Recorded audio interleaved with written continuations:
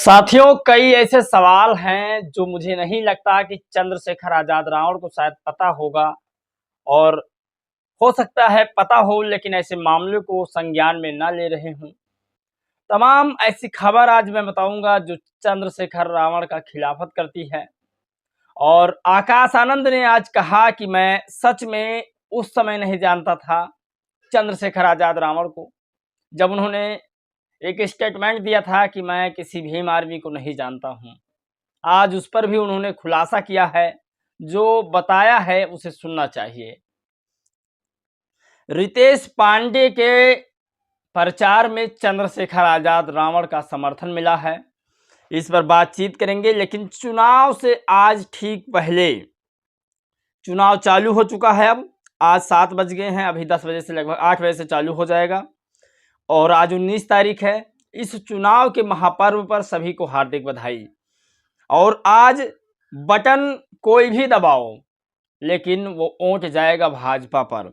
जनसत्ता का एक मेरे पास ट्वीट है, जनसत्ता एक्सप्रेस है एक न्यूज़ चैनल, और उसने लिखा है कि बटन आप कहीं पर भी दबाएंगे वोट बीजेपी को जाएगा। और साक्षी महाराज ने कहा है कि मोदी जी भगवान के अवतार हैं। क्या अंधभक्तों की भावनाओं को आहत अब नहीं हुआ है? जो भगवान के नाम पर एक इंसान को ढकेला जा रहा है। तमाम ऐसी खबर है जिस पर बातचीत करेंगे। कांग्रेस ने कहा मैं पहले से ही जानता था इस मामले को।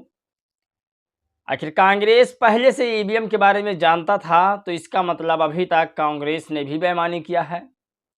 चलिए आज की वीडियो शुरू करते हैं और सभी खबरों पर नजर डालते हैं। नमस्कार, मैं हूं पराग और आप सभी का स्वागत है हमारे एक नए एपिसोड में। दोस्तों, आज जो खबर है, खबर ही बहुजन समाज की है, लेकिन उसमें कुछ ट्विस्ट आया है। नया इंटरेस्ट लोगों के लिए बहुत ज़रूरी आ चुका है। इस चीज़ को आने के बाद में लोग भौचक्का रह गए। दरअसल मामला ये है कि ईवीएम बटन कोई भी दबाओ वोट बीजेपी को जाता है। केरल में यह मामला सामने आया है। देश को आज़ाद हुए लगभग 75-78 साल होने को है और कांग्रेस पार्टी सत्ता में लगभग 60 सालों तक रही है। अगर हम बीच में बात करें तो कई पार्टियों ने मिलकर के राज किया है, प्रधानमंत्री के रूप में इस देश को दिया है। लेकिन आपको बता दें कि कांग्रेस पार्टी ने इल्ज़ाम लगाया है बीजेपी पर कि केरल में जो चुनाव हुआ उस पर कहीं पर भी किसी भी बटन को आप दबाएंगे तो उसका जो परिणाम है वो बीजेपी के प्रति जाएगा।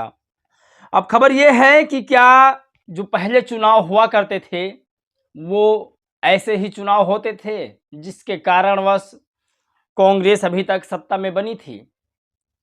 और जनसत्ता एक्सप्रेस ने कहा कि सुप्रीम कोर्ट ने इस पर सवाल उठाया है कि आखिर जब वोट आदमी किसी को देता है तो यह मामला बीजेपी की तरफ क्यों भाग जाता है। और आकाश आनंद जी का वो स्टेटमेंट्स, उन्होंने कहा कि मैं भीम आर्मी को वाकई में उस समय नहीं जानता था। जब मैं ग्राउंड पर उतरा हूँ, काम करने लगा, तब मुझे पता चला कि मेरे नौजवान युवाओं को, दलित समाज के युवाओं को, बहुजन समाज के युवाओं को भड़काने का काम चंद्रशेखर ही कर रहा है।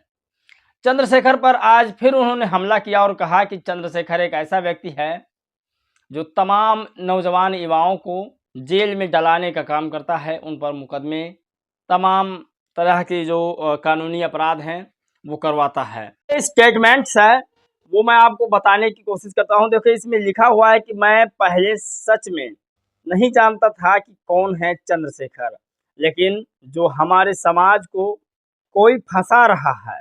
आकाश आनंद, सोचिए। और बड़ी खबर की बात की जाए तो बटन कोई भी आप दबाइए वोट बीजेपी को जाएगा। ईवीएम में गड़बड़ी की शिकायत पर सुप्रीम कोर्ट सख्त, चुनाव आयोग को भेजा नोटिस। सुप्रीम कोर्ट ने चुनाव आयोग को नोटिस भेजते हुए कहा है कि इस मामले को संज्ञान में ले, और मुझे लगता है कि ईवीएम मशीन में गड़बड़ी हो रही है। तो ये बड़ी खबर है और खबर तमाम वायरल हो रही है। साक्षी महाराज, अगर कोई और इस बात को कहता तो अब तक क्या हो जाता शायद कुछ पता नहीं है। साक्षी महाराज ने कहा, उन्नाव से सांसद और भाजपा प्रत्याशी साक्षी मलिक साक्षी महाराज ने कहा, पीएम मोदी को ईश्वर का अवतार बताया है। अब किस अंधभक्त की भावनाएं आहत नहीं होगी एक व्यक्ति की ईश्वर से तुलना की जाए। इस पर आप लोगों का क्या कहना है, सोचिए। साक्षी महाराज की ये तस्वीर आप लोग देखिए।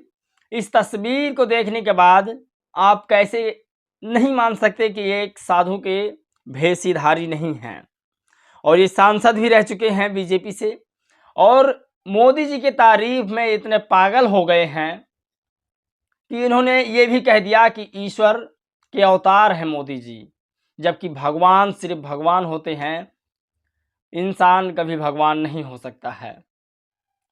और इंसान को महान का दर्जा दिया जाए तो शायद इसमें कोई कम नहीं होता है, लेकिन भगवान बनाना शायद गलत होगा।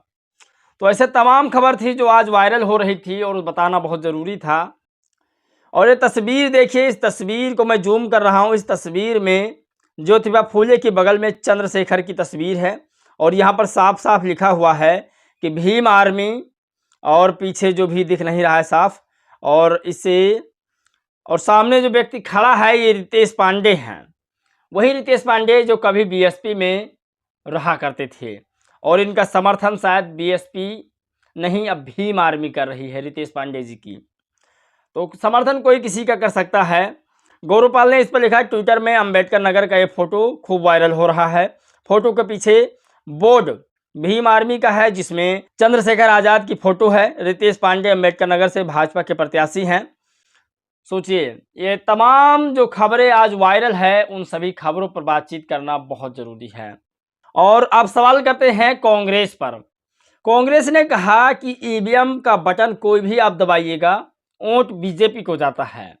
अब मैं आपको बता दूं कि जो ये कांग्रेस पार्टी है और जो ये बीजेपी पार्टी है, समथिंग लगभग दोनों एक ही है, दोनों की विचारधारा एक ही है। फिर चाहे अम्बेडकर साहब को चुनाव हराने की बात हो, या फिर बीजेपी दलित पिछड़े आदिवासियों पर अत्याचार करने का रोक नहीं लगा रही है उसकी बात हो, तो लगभग दोनों का जो है एक ही मतलब है। और ईवीएम पर बटन कोई भी दबाएं, बीजेपी को वोट जाता है। केरल में यह मामला सामने आया है। यही वजह है कि हम कहते हैं राजा की आत्मा ईवीएम में है। हमारी मांग है कि वीवीपैट की पर्चियां मतदाताओं को सौंप जाए। मतदान या मतदाता उन वीवीपैट पर्चियों को एक अन्य पेटी में डालें, फिर उन वीवीपैट पर्चियों की 100% गिनती की जाए। इन मुद्दों को लेकर हमने चुनाव आयोग से कई बार मिलने का वक्त मांगा, लेकिन चुनाव आयोग इस पर बात करने को तैयार नहीं है। अब इनका कहना है कि जो ये वीवीपैट से जो पर्चियाँ निकलती है, उस पर्ची को मतदाता फिर से एक बॉक्स में डाले और उसकी गिनती हो। तो ये शायद संभव नहीं है। ये शायद आपको पहले जब आप ईवीएम लेकर आए थे उस समय यह बात को करना चाहिए था, और आपको यह सिस्टम उस समय बनाना चाहिए था कि हमेशा राजा राजा नहीं रहेगा और हमेशा प्रजा प्रजा नहीं रहेगी। अंबेडकर जैसा कोई व्यक्ति आएगा और रानी के पेट का ऑपरेशन भी कर देगा, जो सिर्फ और सिर्फ बैलेट पेपर से ही राजा और जो है प्रजा बनेगा। तो कहीं ना कहीं ये जो आपने लिखा है, कांग्रेस पार्टी ने जो लिखा है, इस पर पहले ही सोचना चाहिए था इनको कि कभी भी हमेशा किसी पार्टी की सत्ता नहीं रहती है। और आप लोगों का क्या राय है इस पर, आप लोग जरूर बताइएगा। चंद्रशेखर आज़ाद रावण क्या रितेश पांडे का समर्थन करेंगे या नहीं? और भीम आर्मी के ऊपर जो आकाश आनंद ने इल्ज़ाम लगाया है, क्या वो सत्य है? ऐसे तमाम खबरों के लिए आप हमारे चैनल को सब्सक्राइब कर सकते हैं। इस वीडियो में दोस्तों बस इतना ही। मिलेंगे एक और खबर, एक नए राजनीतिक मुद्दे, सामाजिक मुद्दों के साथ। तब तक के लिए जय भीम, नमो बुद्धाय।